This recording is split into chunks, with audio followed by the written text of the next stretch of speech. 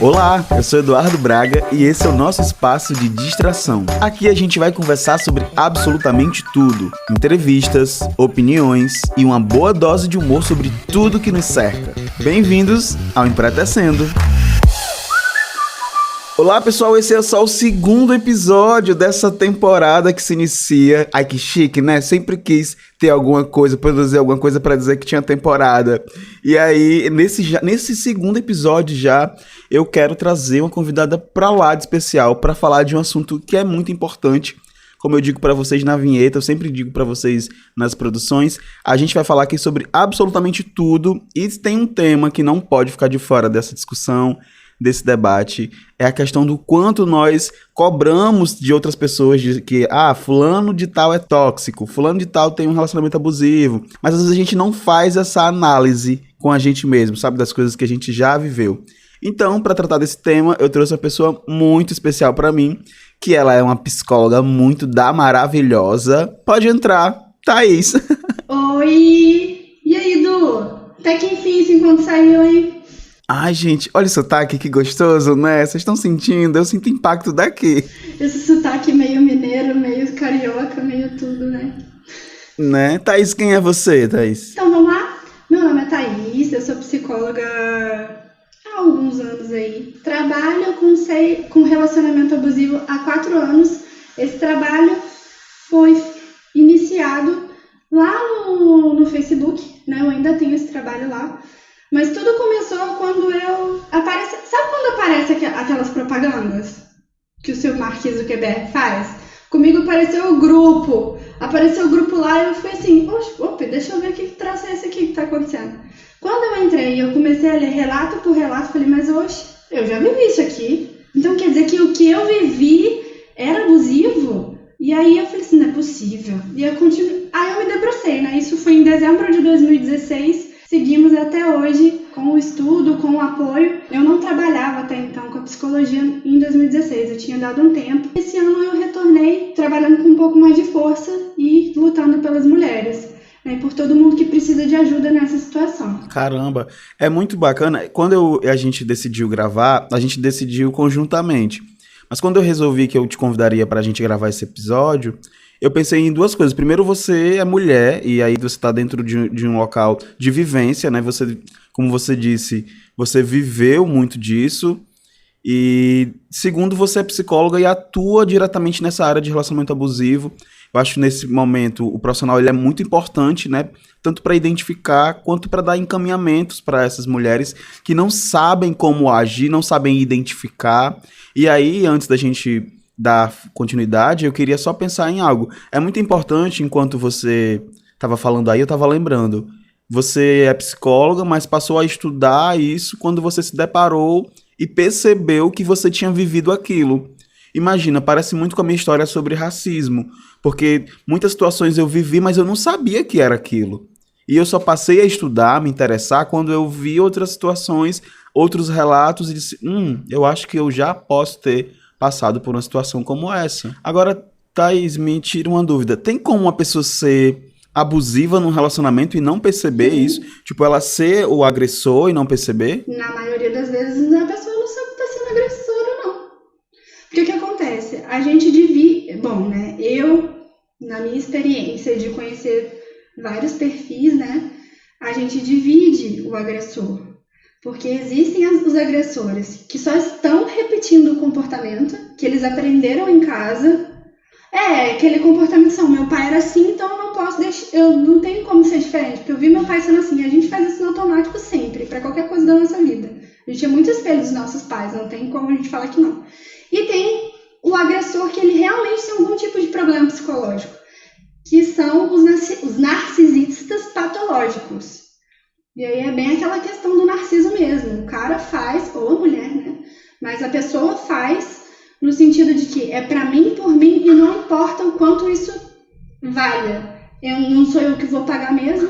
E a gente pode também dividir o quanto é complicado com outros tipos de problemas. Nem é problemas, né? As doenças de personalidade, os transtornos de personalidade. Porque tem então é patologia. Tem a patologia, que é a galera que tem o transtorno narcisista vai ser bem mais incisivo nesse comportamento. bipolar, o comportamento vai ser diferente. Porque eles vão ter algumas coisas tóxicas, mas não vai ser o tempo inteiro. O narcisista não.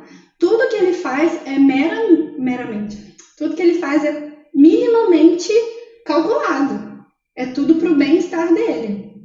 E aí a pessoa que cai na conversa, não que ela tenha alguma culpa, mas ela sofre muito. Eu tava aqui enquanto você fala. Gente, eu tô aqui só minha boca aberta. Vocês precisavam ver aqui minha cara enquanto essa mulher fala, porque é incrível. E por isso que eu falo que é muito importante dar voz às pessoas que estudam e que tiveram alguma vivência, porque de certa forma o olhar é outro. Se eu só tivesse lido, por exemplo, muitas das coisas que ela se referiu, eu passei os olhos em algum artigo. Mas não é a mesma coisa de uma profissional como ela, que trabalha há 4 anos com esse assunto, com esse tema, de vir aqui dissecar para vocês coisas que, por exemplo, eu não sabia. Eu, em conversa com ela em off, até disse para ela do meu medo de talvez ter sido uma pessoa tóxica num relacionamento. Eu até comentei com ela que quando eu estava na igreja, que eu me relacionei com uma menina e eu tinha certeza absoluta que eu era a pessoa mais tóxica. Hoje eu tenho essa certeza.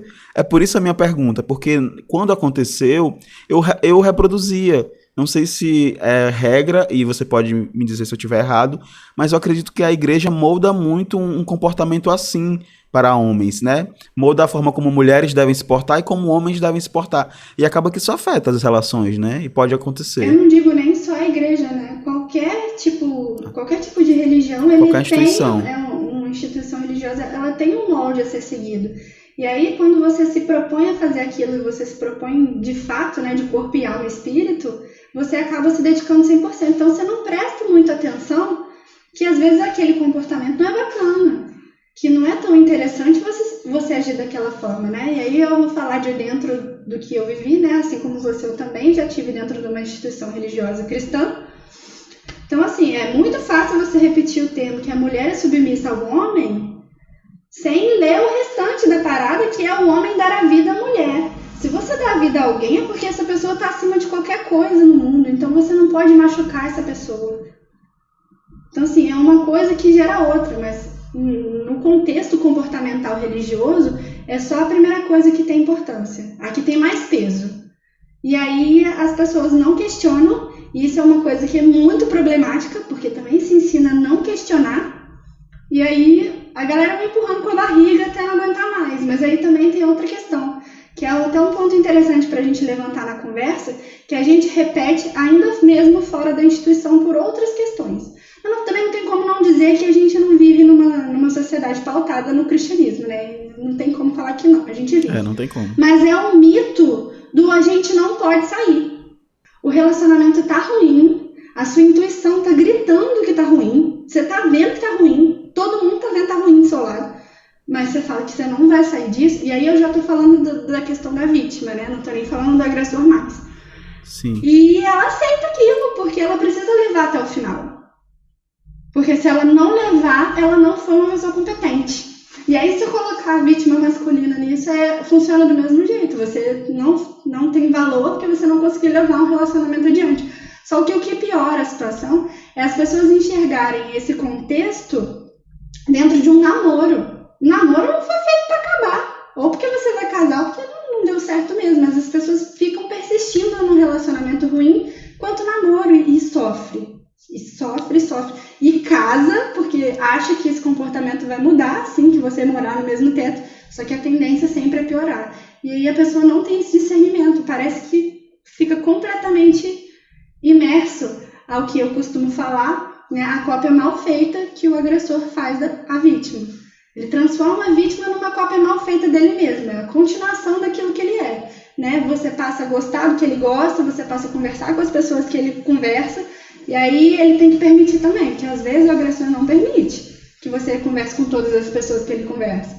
Daí é a forma que você tem que se vestir, tem que se falar, e aí a vítima começa a se enclausurar. E aí, o que eu acho mais importante observar, talvez você não tenha observado, mas geralmente quem entra no relacionamento abusivo é porque viveu com os pais em casa ou porque está com o emocional completamente abalado. E aí o agressor vem oferecendo tudo aquilo que ela não tem. E por isso que é tão fácil não perceber mais. porque ele oferece um mundo de possibilidades que ela não via antes. Só que são as possibilidades dele, não as possibilidades do mundo. E a pessoa fica presa nisso. Quando casa, então, piora.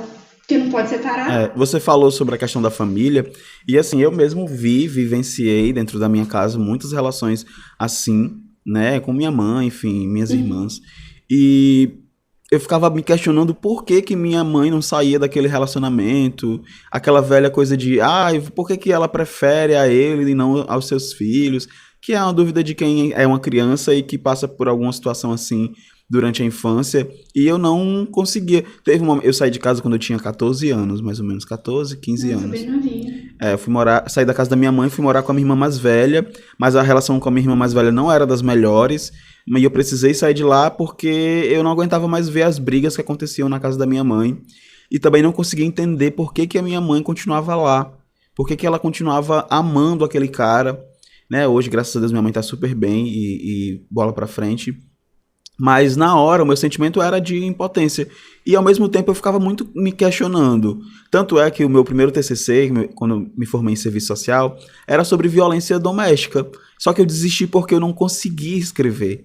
Era uma ferida que ainda estava aberta, sabe? Toda vez que eu me debruçava sobre artigos e textos que falavam sobre violência doméstica, eu ficava muito afetado. O que acontece, Thaís, na cabeça das vítimas? Porque assim, eu como assistente social, sei que existe toda uma questão de dependência emocional e tantas outras. Mas o que é que se passa na cabeça da vítima? O que é que você acha que passa? Então, o que eu consigo observar, né, dentro dos grupos que eu participo, é que a vítima tem esperança de que aquilo vai mudar. Que ela tem o poder de salvar aquela vida. E por mais que a gente fique batendo o pé que mulher ou qualquer outra pessoa não é o salvador do outro, ela tem a esperança que isso vai passar. Que se ela encontrar uma solução, o agressor vai aceitar aquilo. Né? E aí a gente consegue até citar aqui o último caso que teve, que foi o vídeo lá da Cassiane, né? O clipe da Cassiane, que o pessoal ficou louco da vida. E assim, eu não consegui questionar, né? Eu acho que você até percebeu que eu fiquei quieta, porque eu tava tentando absorver aquilo. Porque apesar de ter sido um lixo, é a realidade. A pessoa que tá dentro... Sabe que eu não vi. Eu vi a polêmica toda sobre o clipe, mas eu não consegui ir lá ver. Eu falei, gente, o que esse pessoal tá... Eu primeiro, quando eu vejo que o pessoal tá reclamando, eu vou lá ver por que eles estão reclamando. Né? E assim, realmente, é todo o abuso em si. E a esposa, né? Que a gente tá falando de um relacionamento de casa. Pessoal, só um pop-up aqui na nossa fala. A Thaís está se referindo a um clipe que foi lançado por uma cantora gospel e que as pessoas estavam acusando esse clipe de romantizar a violência doméstica, não é isso? E aí a gente tem que tomar cuidado com essa romantização, porque às vezes tá mostrando a realidade e é aquilo que a sua vizinha tá passando do lado e você não percebeu ainda. Às vezes é uma crítica social, né? Eu não sei qual foi a intenção da Cassiane, mas todo mundo levou um choque bem grande, porque a música fala sobre transformação. E aí a esposa tá pedindo a transformação pro marido enquanto ele tá lá maltratando. E no final ela resolve juntar as coisas dela e ir embora. Quando que na sua vida você pensou que um clipe gospel ia incentivar uma mulher a sair de casa nessa situação? É verdade. Nunca. Nunca! Por mais que ela estivesse orando por ele, falou assim, eu tô indo embora, mas eu tô orando aqui pra você melhorar. Isso aí é o molde deles. É o perdão que eles têm que dar pro próximo. Mas ela foi embora, ela se separou. É diferente, gente, né? uma mulher se separar dentro do cristianismo é uma loucura. Não é bem aceito até hoje. A gente tá em 2020, o tempo tá passando e nada muda. Mas aí eles pediram pra mudar o clipe. O único erro desse clipe, eu acho que foi no finalzinho, que ela deu um sorrisinho muito alegre pra ele no final. Mas mudaram o clipe? Mudaram, colocaram a esposa ligando pro 180. Mentira! Porque ela tava indo embora, Por que as pessoas não dão essa visibilidade, tá vendo? Então, eles reclamaram do primeiro clipe, aí eles foram e refizeram, né? Mas aí depois o povo não falou que mudaram. Não, morreu no assunto. O negócio é reclamar. A gente reclama primeiro, quando conserta, não fala mais nada não. Você tá falando de reclamar, mas nem sabe que o episódio que sai antes desse é sobre reclamar. Tá tudo ligado, Eduardo, tudo ligado. Mas desculpa te interromper, Thaís, mas só para complementar essa questão da igreja e de como a vítima se sente, né? Porque eu perguntei e você disse que a vítima geralmente fantasia que alguma coisa vai acontecer, aquela esperança. E aí quando a pessoa tá desgastada emocionalmente, né, com a autoestima lá no chão, abusadores costumam procurar pessoas que estão assim, que tem algum ponto fraco, exatamente. Eu nem sabia que eu tinha esse ponto fraco. Eu fui descobrir que eu tinha observando o que veio depois, né? E aí a pessoa mexe justamente nesse ponto fraco do emocional, né? E dá a entender que a pessoa nunca vai arrumar nada melhor. Então ela acredita numa promessa que nem existe, né? Que só o agressor vai poder aguentar essa pessoa ruim que você é. Você já tá com a autoestima embaixo. Porque quando a gente fala de autoestima, né? Eu escutei essa definição tem pouco tempo e eu adorei e ando repetindo muito. Que a autoestima tem a ver com a opinião que você cria sobre você mesmo. Eu tinha escutado de outras formas, mas esse eu achei tão elucidativo que eu saio repetindo mesmo. Porque quando é bom, a gente repete. Então, assim, você entra num relacionamento, você não tem uma opinião sobre você. Daí a pessoa que você se relaciona fala o tempo inteiro que você é preguiçosa, que você é grossa, que você não vale a pena, que ninguém vai te aguentar porque você é isso tudo, que você é doente. Qual a opinião que você cria? Você não consegue nem ver que tem outra possibilidade. E aí a pessoa fica amarrada naquilo mesmo. E não sai. E aí, sobre essa possibilidade de melhora, que aí, assim, não é uma crítica às instituições religiosas, isso que eu tô fazendo, e nem você, acredito. A gente está tentando fazer as pessoas entenderem. Por exemplo, eu vou fazer o seguinte, eu vou usar um exemplo que aconteceu comigo. Eu estava me formando no curso de serviço social, lá no finalzinho, lá no 7º período, 8º período, e aí eu pedi para o pastor da minha igreja para eu fazer um momento para falar sobre violência doméstica com as mulheres, e aproveitar que ia ter o congresso de 100 horas, e eu queria fazer esse momento, e ele me repudiou de uma forma que eu não esperava. Ele disse que eu não precisava me meter nisso, porque Deus estava agindo na vida dos maridos que batiam nas mulheres, e o que a gente tinha que fazer por eles era orar. Então, assim, naquele dia eu fui impactado e pensei, eu acho que a minha profissão não cabe aqui dentro, desse jeito. Eu pensei assim, eu não vou conseguir exercer minha profissão sabendo da injustiça que acontece, dos crimes que acontecem, e aqui, como eu estou dizendo, não é uma crítica às instituições, é a partir da vivência, pautada na vivência que eu tive, e eu pensei, eu não vou conseguir tocar para frente, porque se um dia eu assumisse o departamento social da igreja, eu não ia querer me restringir a entregar cesta básica, sabe? Não, isso não funciona no geral. Não é? Só isso. É só isso, a gente só consegue ir. Não é isso que funciona no modo geral, porque assim... Ai, Eduardo, dá até uma coisa da gente falar sobre isso, né? De entender às vezes que as instituições religiosas não estão prontas para abraçar todas as questões sociais que envolvem, porque existe uma coisa a zelar antes. Então, assim, pensa nessa instituição que a forma que você se comporta é o exemplo do outro. Então, se o pastor da igreja, vamos colocar pesado mesmo, bate na esposa, e aí uma pessoa que é só membro da igreja, aí a gente pode encaixar qualquer outra religião, mas a gente vai falar de dentro daquilo que a gente já viveu, né? Que eu também só posso falar o que a gente já viveu.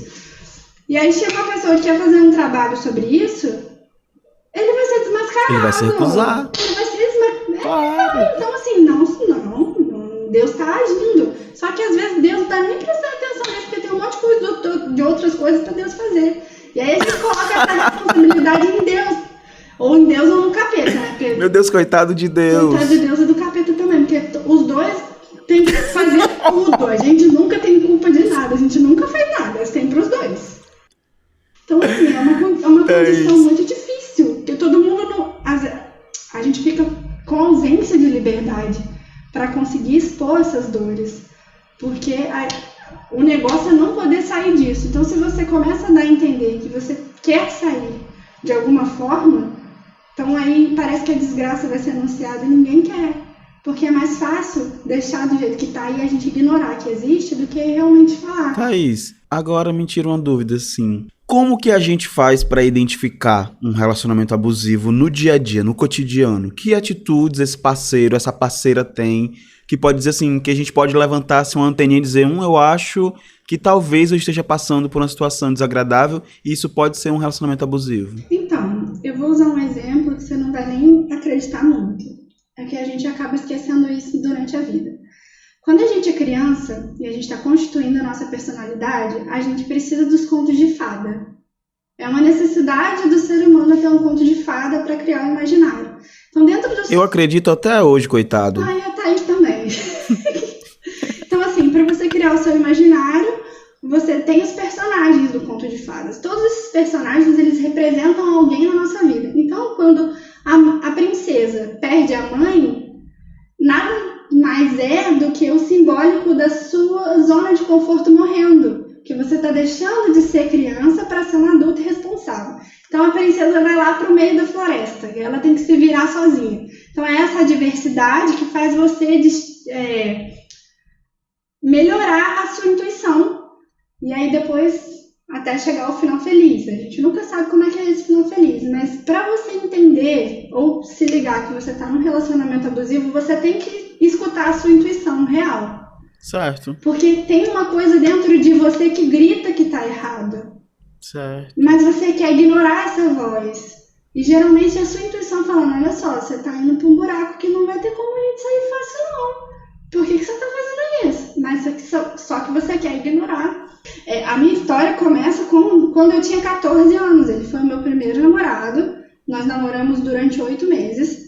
Foi uma bosta de namoro. Não só porque eu era imatura, mas era porque eu não era prioridade pra ele. Quando você tá num relacionamento, você entende que é prioridade. Lógico que um adolescente não vai entender isso, né? E nem você entendia na época também, né? Ou não? Não entendi. Né? Não entendia, lógico que não. O namoro era assim, a gente namorava na quarta-feira e no domingo. Fora isso, a gente não se via. Mas no domingo a gente tinha igreja, então era complicado a gente se encontrar. Então a gente ficava junto lá no banquinho da igreja. Aí ficava ele sentado no meio e o melhor amigo dele do lado. Aí ele dava a mão pra mim e pro melhor amigo dele. Aí ficava esse triozinho de mão dada, entendeu? Caramba. Os amigos dele sempre estavam na frente, mas eu não entendi que isso era ruim. Né? Pra mim, a gente era só amigo, até porque eu também era amiga dos amigos dele. A gente era do mesmo grupinho de adolescentes, você sabe como é que funciona, Sim. né? E daí, eu me sentia muito de lado, porque a gente não conversava, certo. a gente não tinha, eu não sabia o que eu tinha em comum com ele e eu também não conseguia desenrolar. Porque na minha criação, a gente não tinha um lance de conversa. A minha mãe sempre foi muito quieta e eu, por minha vez, assumi esse papel de que eu era muito quieta também. E o meu pai, por conta dos comportamentos tóxicos que ele tem, ainda bem que ele não escuta também, a gente não podia conversar com ele, porque senão ele podia explodir. Então a gente andava em ovos o tempo inteiro. Minha mãe ainda anda em ovos. Eu já falei isso com a minha mãe? Já falei. Mas a minha mãe quer me ouvir? É muito difícil, amiga. Não ouve, né? Não ouve. Então assim, entreguei pra Deus. Deu um trelelê danado. A primeira vez que meu pai me brigou comigo de verdade, xingando, foi o dia que eu falei assim, mãe, o dia que você quiser separar do meu pai, você pode contar comigo. Foi mais ou menos isso. Então, assim, eu termino com ele depois de 8 meses porque eu descobri uma traição. Uhum. Então, assim, pra mim, foi bem Marisa, né? Meu mundo caiu e eu não sabia o que fazer. Só que aí os abusos com ele começaram aí. Porque eu descobri essa traição. Aí, eu adolescente, eu era um porre de adolescente. Ai, quem não era, amiga? Eu era muito porre. Nossa! Eu cismei que eu ia me vingar dele. Como você acabou, gente? Pois é, eu cismei que eu ia me vingar. O que eu fiz? Eu descobri que era menina. Eu descobri quem era. Eu entrei no Facebook, nem era Facebook, era Orkut ainda. Entrei no Orkut dele, descobri quem era menina, porque eu descobri porque eu fui mexer no MP4 dele, olha só como a gente entrega. Ai, que tudo. E tinha uma foto dela, tinha uma foto da menina no MP4 dele, porque ele tava mostrando pros amigos dele da igreja que ele tava ficando com ela. E ela estudava com ele na época. E eu peguei aquilo e falei assim, não, eu não vou deixar esse barato não. E quando eu terminei com ele, eu questionei, falei, você me traiu? Ele, não, lógico que eu não te traí, pra que eu ia fazer isso, não sei o que, enfim. Aí eu fiz amizade com o menino, a gente ficou super amiga, super mesmo. O dia que eu falei que, primeiro eu fiz um fakezinho e não falei que era eu, né, só falei que eu sabia quem era ele, tá, não. O dia que eu me assumi pra ela, eu não sei, acho que a cara dela foi mais que poker face do outro lado do computador. Que ela ficou muito sem graça, deu pra ver no jeito dela escrever que ela tava sem graça. E aí o dia que eu consegui encontrá-la pessoalmente foi na frente dele. E aí eu fiz questão de perguntar pra ela na maior altura se ela tinha ficado com ele ou não. E aí ela falou que tinha. Aí eu olhei pra cara dele e falei assim, só dei uma balançadinha. Balançou o ombro assim. As costas. Falei, eu sabia. Pra que você falou pra mim que não, né? E aí depois disso, meu filho, ele começou a me xingar de tudo quanto era nome. Meu Deus. Era de pau de galinheiro pra baixo. E aí eu também patinava, né? Eu ficava com os meninos tudo na frente dele também. Eu falava, você quer falar mal de mim, mas fala com motivo também. Quando eu entrei na faculdade, eu tava com 17, isso eu tinha 15, né? Então assim, já tinha passado um tempinho. Então foram 2 anos de encheção de saco dele em cima de mim. Era pé de guerra mesmo, a gente brigava toda vez que a gente se via. Caramba. Quando eu entrei na faculdade, eu me envolvi com um cara da faculdade e a gente só ficava no ônibus, porque eu não estudei na minha cidade natal, né? Eu ia para cidades vizinhas. Então a gente namorava dentro do ônibus. Eu descia do ônibus, eu era solteira, eu entrava no ônibus, eu tinha namorado, e ele também. Caramba, arrasou. Moderno. Só que é moderno, mas eu não queria esse moderno. Ah, eu pensei que você falou assim, achei que você queria estar assim. Nada, eu queria que ele me assumisse mesmo. Pô, tinha acabado de entrar na faculdade e tal. Queria um namoradinho que não era calouro. Eu era calouro, mas o namoradinho não era. Então, assim, entendi. Adolescente. Adolescente. Sei como é. Quando chegou no final do ano, e ele me deu a entender que o negócio ia ficar sério, porque ele tinha se formado, ele me deu um bolo, que eu fiquei arrasada. E aí o ex tinha resolvido dar trégua pra mim, tinha pedido desculpa, falado que não devia ter feito nada daquilo comigo, que eu sempre fui uma pessoa maneira, mas ele foi escroto, não. E aí eu fui falar com ele que eu tinha tomado esse bolo do namorado, e ele virou e falou assim... Aí você lembra da carência emocional que eu te falei, né? Do emocional desgastado. Assim, pô, ele combinou comigo que ia sair comigo e tal, e não saiu. Ele falou assim, esse cara não sabe que ele tá perdendo, porque eu já te perdi uma vez e eu sei como é. Poxa, e aí? Menino, faltei arrancar a calcinha pela cabeça, de tanto desespero que me deu naquele dia. Porque apesar da gente estar em pé de guerra, né, a vida dos adolescentes continuou. E ele se envolveu com uma grande amiga minha na época, e ela era super apaixonada por ele. Quando ele deu a entender que ele queria voltar comigo, eu sabia que eu ia perder essa amizade. Mas o que eu fiz? Voltei com ele. Tudo tava se encaminhando para que você fosse pega ali, né, naquela teia. Eu tava super, porque assim, as coisas na minha casa não estavam legal, eu tava entrando na faculdade, eu era a única da galera que tava na faculdade. Então, assim, eu não tava mais conseguindo ser presente na vida deles por conta de ter que estudar todo dia. E aí, enfim, tava tudo muito bagunçado. E aí aconteceu. Eu acho, Thaís, também que, por exemplo, eu já consigo agora, pensando, enumerar algumas coisas que talvez se configurem como um relacionamento abusivo. Essa coisa de não... E aí você vai me dizer se eu tô errado ou não, né? Porque a especialista aqui, meu amor, é você. Mas eu fico aqui pensando... Eu acho que, por exemplo, quando o parceiro ou a parceira não apoia os projetos do parceiro, coloca muito pra baixo, diz que não vai dar certo, mina tudo que a pessoa tenta fazer, né? É muito sutil. É muito sutil. Todo comportamento é muito sutil, porque às vezes é transfigurado como cuidado. Isso, exato. Ele tá cuidando de mim. É para o seu bem, né? Às vezes nem fala que é para o bem, não. Só fala assim, eu tô cuidando de você. Tem gente que nem tem patologia, né? Tem gente que é um desgaste dizer que é patologia, porque é falta de caráter mesmo. Amiga, você me apresentou uma música que eu já conhecia e você falou pra eu escutar, pra gente trazer aqui pro podcast. Infelizmente, pessoal, eu não vou conseguir reproduzir essa música por conta dos direitos autorais da dona Sandy Júnior, que é a música Estranho Jeito de Amar. E aí, eu já conhecia a letra dessa música. Quando ela falou o nome, eu falei assim, talvez eu conheça. E aí eu fui ouvir e falei, é óbvio que eu conheço essa música. Quando te deu esse estalo, assim? Porque é uma música que... Acho que é uma música que tu gosta muito. Sandy Júnior você gosta, não gosta? Cara, eu gosto de Sandy Júnior. Cresci ouvindo Sandy Júnior, cresci ouvindo Ruth, cresci ouvindo essas coisas tudo. E eu tenho muito apego emocional com essas coisas. Eu tava limpando o banheiro, fazendo uma coisa nada a ver, e eu estava cantando a música a plenos pulmões. Aí de repente eu falei assim, pera ainda. Olha aqui, dona Thaís, o que você tá fazendo? Dona Sandy Júnior, o que vocês estão aqui? Porque a música, não tem como negar, né? A qualidade musical do Sandy Júnior é boa. A melodia da música é incrível. Então você não consegue prestar atenção porque você está envolvido na melodia do negócio. E aí eu comecei a cantar. Até porque o estalo me deu mesmo porque eu cantava a música errada. Vou admitir. E aí você foi pesquisar a letra? Aí eu falei assim, será que é isso mesmo? É esse jeito? Eu nem lembro mais como canta, como eu cantava. Aí eu peguei pra ler a letra e falei assim, mas não é possível que eu sempre soube que tinha alguma coisa errada nisso e é esse erro todo?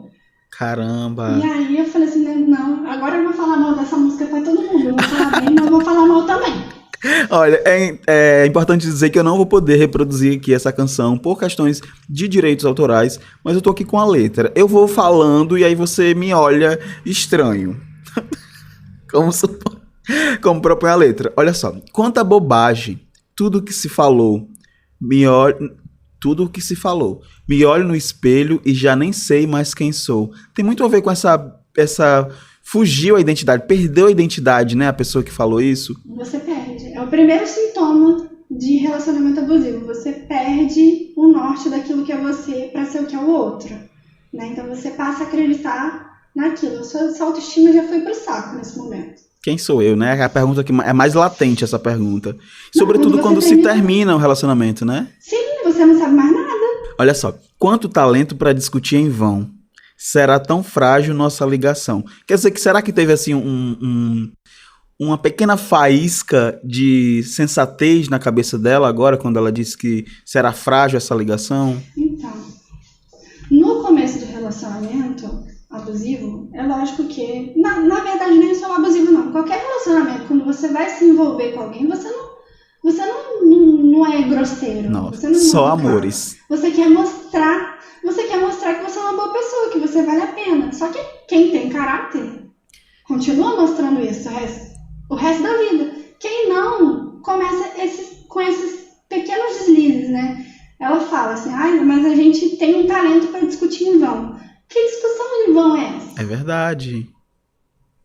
Qual que é a discussão em vão? Né? Porque aí você consegue enxergar que ela está sendo menosprezada naquilo que ela pode ter reclamado de alguma forma. Exatamente. E a ideia de ser em vão, ela pode ter sido colocada. Nossa, você tá louca. Você é uma louca, você tá imaginando coisas, quer dizer. O que você tá brigando comigo? Tá brigando comigo por nada, né? Quer dizer, nossa, faz muito sentido. E aí o questionamento de ser frágil a ligação é justamente isso, que você não consegue abrir um diálogo no relacionamento e aí você não se conecta mais. Só que você acredita que você está conectado. Então, por isso, essa alusão à fragilidade, né? Eu estou conectado nisso aqui, isso aqui faz sentido para mim, mas será que ele é tão frágil assim que eu não posso sair dessa corda bamba? Vamos colocar um exemplo também, vai. Eu não posso pisar fora daquilo que foi determinado, que está tudo acabado. Exatamente. Então, assim, são muitas questões. Aí, lá na frente, ela fala assim, então volta para mim, deixa o tempo curar esse estranho jeito de amar. Nossa, isso é muito problemático, né? Envolve a questão da pessoa projetar uma esperança de que tudo vai mudar. Mas volta um pouquinho, porque essa parte é problemática, mas quando você começa o refrão, né? Você vê o quanto Não é tem que ser pesado. assim, tanto desencontro, mágoa e dor. Desencontro. Pra que a gente tem que se arriscar? Chega até a arrepiar. Ó. Arrepiadíssima. Eu cantava justamente essa parte errada. Tanto desencontro, mágoa e dor. Mas é isso que eu penso. Ela tá falando aqui na letra, às vezes eu tenho a impressão de que ela tá se tocando de que aquilo... Ela sabe que tá ruim, ela sabe que não. Tem mas ela tem esperança, de poxa. que isso vai passar. Tá vendo, dona Porque Coisinha? O tempo vai curar. Para com isso, para de sofrer O tempo vai curar. por esse... O tempo vai... Não, o tempo não vai. Não vai, amiga. É assim, Não vai. Ela é assim e aceita. Não vale a pena. Não vale, gente. Porque você só vai se afundar. Vai se afundar a Não, ponto de não não é saber você mais que quem tem que você é, salvar. de não se reconhecer se olhando no espelho, né? Falsas prometas, Isso que é erros real. tão banais. Ninguém... O que é erro banal?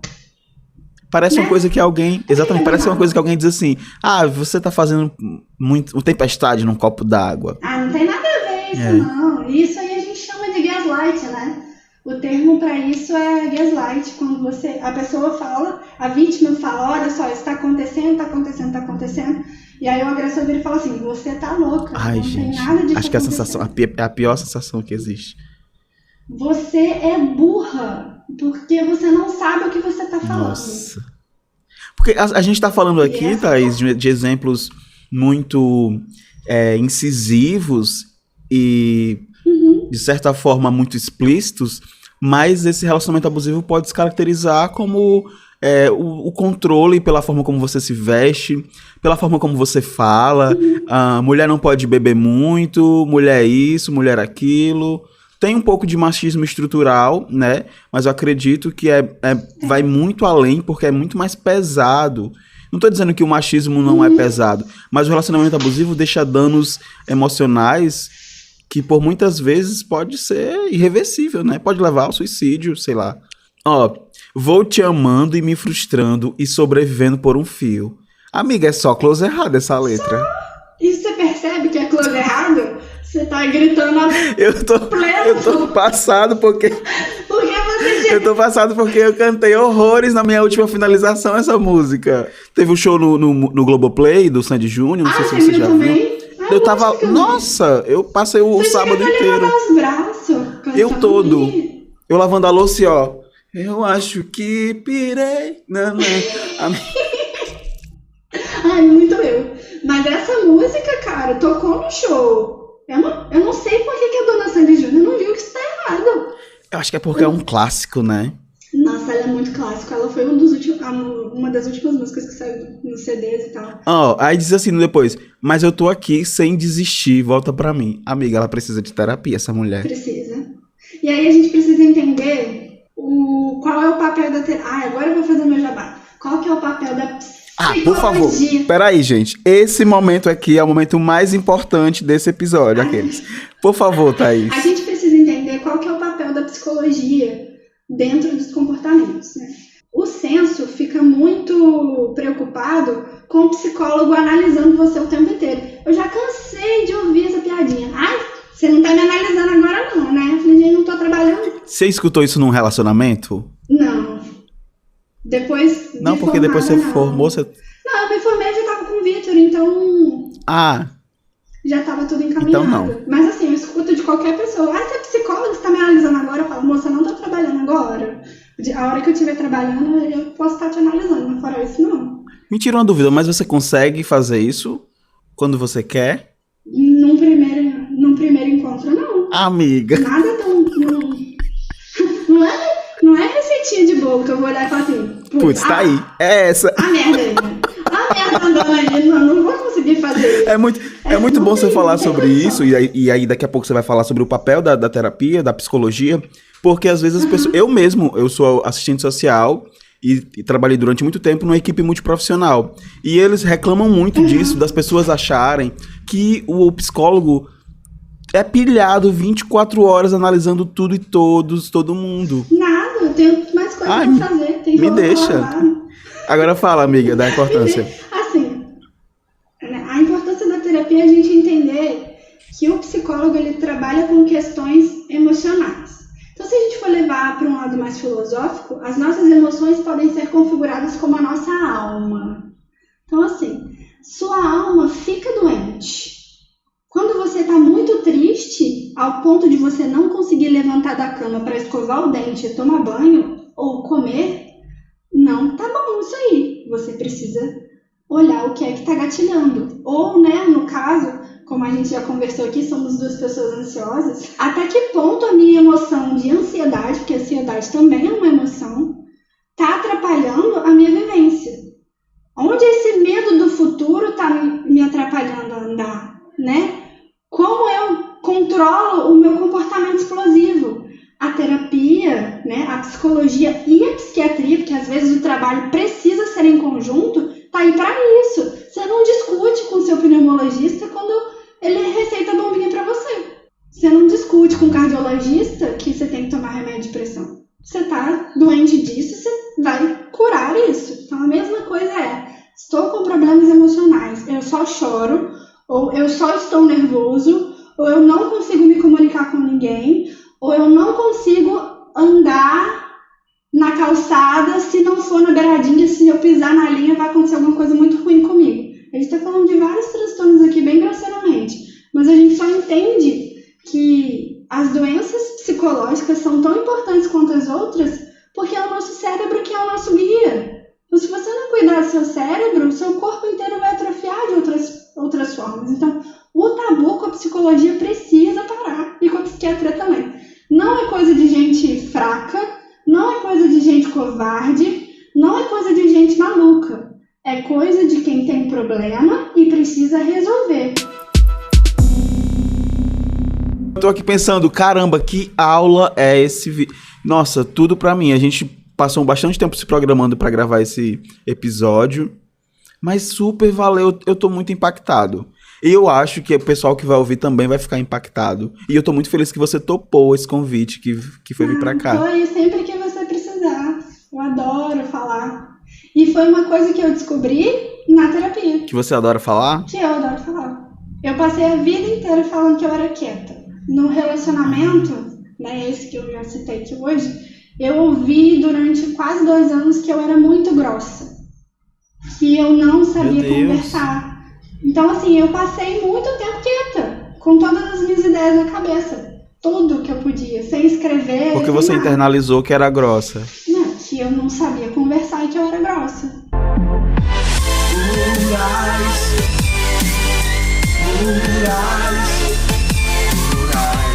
Thaís, eu tô muito feliz, a gente tá encerrando aqui essa nossa conversa, esse nosso bate-papo, mas antes da gente encerrar essa conversa, a gente vai agora pro nosso quadro Plurais, onde a gente traz uma indicação, e aí durante a nossa conversa, eu tava aqui pensando no que eu podia indicar, porque hoje eu já gravei um episódio e já gastei toda a minha indicação, então eu tô aqui já pensando, aliás, eu passei a nossa conversa inteira pensando em algo pra indicar e já tenho algo pra indicar, mas você vai indicar primeiro. O que você quer indicar pra gente, pro pessoal ouvir, ler, compartilhar, amar, curtir? Então, já que o assunto foi relacionamento abusivo, eu vou indicar a página onde eu sou voluntária. Essa página não é minha, eu só trabalho pra ela. É a página do Instagram que chama Foi Abusivo Por Quê? E também é o meu perfil, onde eu falo várias coisas, né? Que é o Thaís Teixeira As, porque eu sou plural, como esse quadro aqui.